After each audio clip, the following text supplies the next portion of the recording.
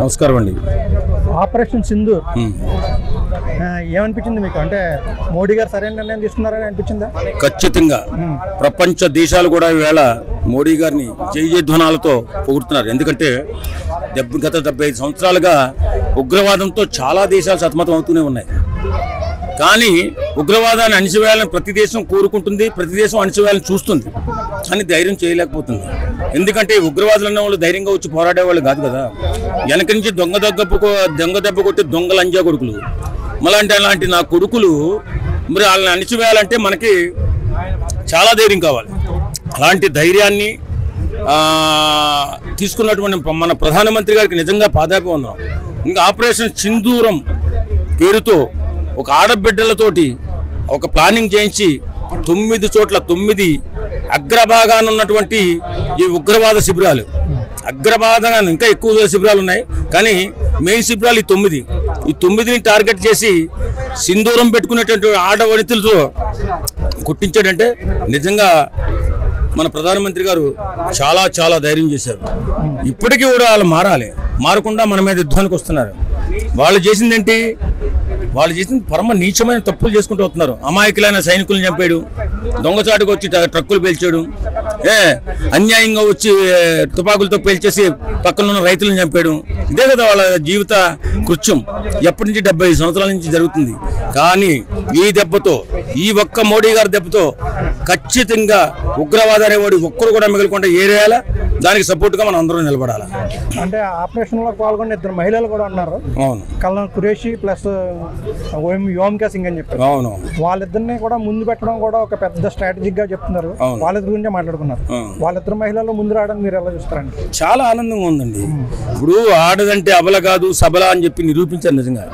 నిజంగా గొప్ప వేరోచితంగా పోరాటం చేసి ఉగ్రసింహాల్లో వెళ్ళి ఆ టార్గెట్లు ఖచ్చితంగా ఛేదించారు. ఖచ్చితంగా అంటే అక్కడ ఒక్కరు కూడా సామాన్య పౌరుడు చనిపోకూడదని ఖచ్చితంగా ఆ ఉగ్ర శిబిరాలను మాత్రమే టార్గెట్ చేసి కొట్టారంటే నిజంగా బేష్, శభాష్ వీరవనితులారా అని చెప్పాలా.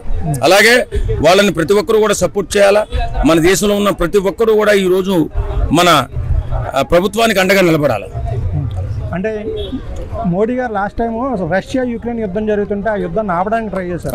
కానీ ఈ రోజు మనమే యుద్ధం చేయాల్సిన పరిస్థితి వచ్చింది మోడీ గారికి. ఇది యుద్ధం కాదండి, దీన్ని యుద్ధం అనకూడదు. దీన్ని ఏంటంటే దేశాన్ని పట్టిన చీడ పురుగులను తొలగించడం అంటారు.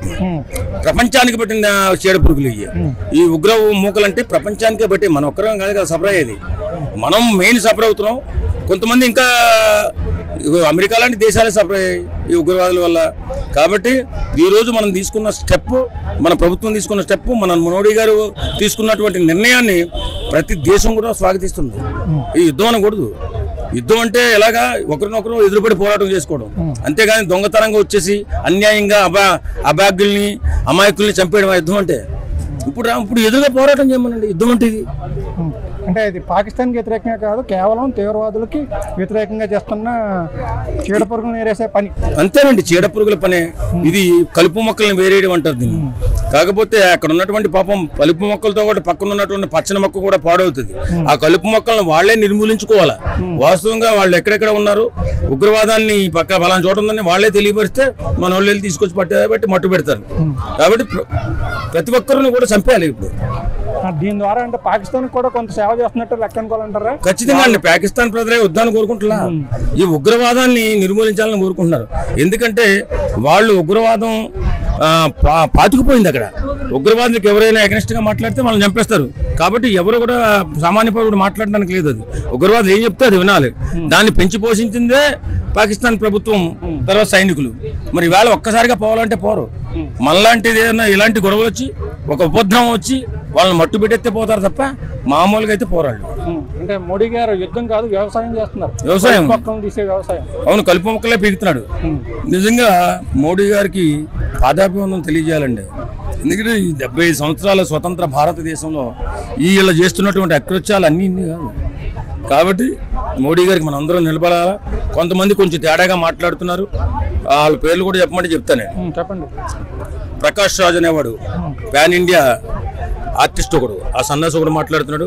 అలాగే రాజకీయ నాయకుడు ఒకడు ఉన్నాడు, ఎవడు సిపిఎం నారాయణ అని, వీడు ఒకడు మాట్లాడుతున్నాడు.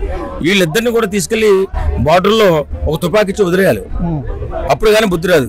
ఇప్పుడున్నటువంటి పరిస్థితుల్లో ప్రతి ఒక్కరు కూడా హిందూ కానీ, ముస్లిం కానీ, క్రైస్తవులు కానీ అందరూ కూడా మన ప్రభుత్వానికి సపోర్ట్ చేస్తుంటే, మన ఆర్మీకి సపోర్ట్ చేస్తుంటే కుక్కల్లాగా, నీచమైన సన్నాసి విధవల్లాగా వీళ్ళు వ్యతిరేకంగా మాట్లాడడం ఎంతవరకు కరెక్ట్? కాబట్టి వీళ్ళు కూడా సేవ చచ్చిపోయి ఉన్నారు. ఇలాంటి మనుషులు కూడా చచ్చిపోవడం మంచిది. పవన్ కళ్యాణ్ గారు కూడా సెలబ్రిటీస్ గురించి ఈ విషయంలో వ్యాఖ్యలు చేశారు, అది ఎలా చూస్తారు? అంటే పవన్ కళ్యాణ్ గారు కూడా సెలబ్రిటీస్ కొంచెం చూడండి. పవన్ కళ్యాణ్ గారు దేశాభిమాని, దేశంలో అందరూ బాగుండాలి, అందులో మనం ఉండాలి. ఆయన సంపాదించిన సొమ్ములో 50% పేద ప్రజల అభ్యున్నతికే ఖర్చు పెట్టేసిన మహానుభావుడు, దేవుడు పవన్ కళ్యాణ్. అలాంటి వ్యక్తి ఈ రోజు ప్రతి ఒక్కరూ కూడా సపోర్ట్ చేసి మాట్లాడాలా, దేశం ఇలాంటి పరిస్థితుల్లో ఉన్నప్పుడు అని చెప్పినప్పుడు కొంతమంది సన్నాసి గోలు చేస్తున్నారు. నిజంగా పవన్ కళ్యాణ్ గారికి ఉన్నటువంటి నిబద్ధత కానీ, అలాంటి వ్యక్తులు రాజకీయాల్లో ఉండాలండి, అలాంటి వ్యక్తులు పోరాటంలో ఉండాలండి. కాబట్టి పవన్ కళ్యాణ్ గారు ఈ సందర్భంగా మన ప్రతి ఒక్కరూ కూడా దేశానికి అండగా నిలబడవలసిన బాధ్యత పవన్ కళ్యాణ్ గారే కాదు, అందరూ చెప్పాలి. ఒక సెలబ్రిటీయే కాదు, రాజకీయ నాయకుడే కాదు. ఈరోజు తెలంగాణ ప్రభుత్వం కూడా అండగా నిలబడింది. కొంతమంది సన్నాసులు సిగ్గలేదు. తెలంగాణ ప్రభుత్వం, కాంగ్రెస్ ప్రభుత్వం, బీజేపీ ప్రభుత్వం యుద్ధం చేస్తుంది. తెలంగాణ ప్రభుత్వం, కాంగ్రెస్ ప్రభుత్వం కూడా అండగా నిలబడాలి. ప్రతి ఒక్కరు కూడా స్వీయ నియంత్రణ పాటించాలి. ఎక్కడ మీ చుట్టుపక్కల వాళ్ళు ఎలా ఉన్నారు, అనుమానాస్పద వ్యక్తులు ఎవరైనా ఉన్నారా జాగ్రత్తగా చూసుకోవాలి. మన పోలీసు వారితో పాటు మీరు కూడా మీ కుటుంబాన్ని కనిపెట్టుకుని ఉండాలి. మీ పక్క కుటుంబాలు ఎవరెవరు ఉన్నారు, అనుమానంగా ఎవరైనా తిరిగితే వెంటనే పోలీసు వారికి తెలియజేయండి. పోలీసు వారు 24 గంటలు అందుబాటులో ఉండాలని చెప్పి గొప్ప నిర్ణయం తీసుకున్న ప్రభుత్వం ఏదైనా ఉందంటే ఈరోజు కాంగ్రెస్ ప్రభుత్వం. మరి వాళ్ళు కూడా సపోర్ట్ చేస్తున్నారు. మరి కొంతమంది యువతలకు ఇంకా దేశంలో పుట్టి దేశంలో ఉన్నటువంటి సంపదను తింటూ వేరే మాటలు మాట్లాడితే ఓవైసీ కూడా చాలా మద్దతుగా మాట్లాడుతున్నారు ఆయన గురించి. ఖచ్చితంగా అండి. ఓవైసీ అంటే ఆయన హిందూ కదా, హిందూ దేశంలో లేడా? ఆయన మతం ముస్లిం మతం, హిందువే కదా, మతం అవుతుంది, మనిషి హిందూ. అది తెలుసుకోలేక చాలా మంది సన్నాసులు ఏదో రకంగా మాట్లాడుతుంటారు.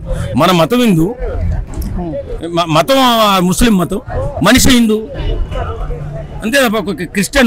క్రిస్టియన్గా మారాడు, ఆడ హిందీగో పుట్టి క్రిస్టియన్గా మారాడు, కానీ మతమే క్రిస్టియన్, మనిషి హిందూ. ఇది మాత్రం గుర్తుంచుకోవాలి ప్రతి ఒక్కరు కూడా. ఈరోజు దేశానికి, మన ప్రభుత్వానికి అండగా నిలబడాల్సిన అవసరం వచ్చింది. మనం ధైర్యంగా ముందుకెళ్లాల్సిన అవసరం వచ్చింది. ప్రతి ఒక్కరు కూడా మన ప్రభుత్వానికి అండగా నిలబడాలి. Thank you.